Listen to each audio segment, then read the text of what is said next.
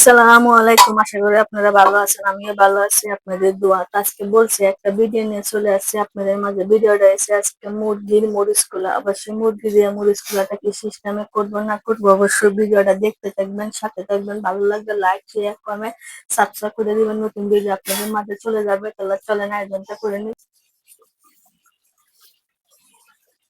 মশলাটা কষা হয়ে গেছে।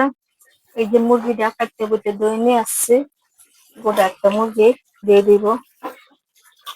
আমার ঘরে এরকম করে মুরগিটা না নিলে খাওয়াটা হয়, আমার কাছে ভালো লাগে না, ওদের কাছে ভালো লাগে। সবকিছু মিশিয়ে নেব। আজকে আমি পানি দিব না, জাস্ট মরিচ গুলার মতন করবো।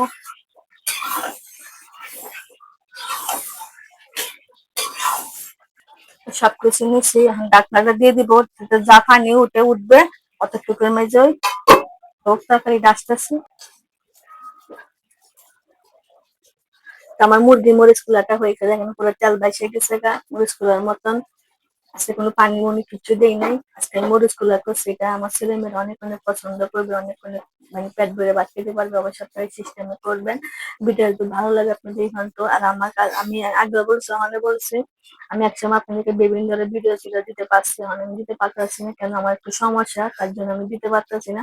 অবশ্যই আপনারা যদি আমার পাশে থাকেন বা আপনারা যদি অবশ্যই আমাকে আমার জন্য দোয়া করেন, অবশ্যই আমি আপনাদেরকে আগে লাগান আবার ভিডিও দেওয়া শুরু করব।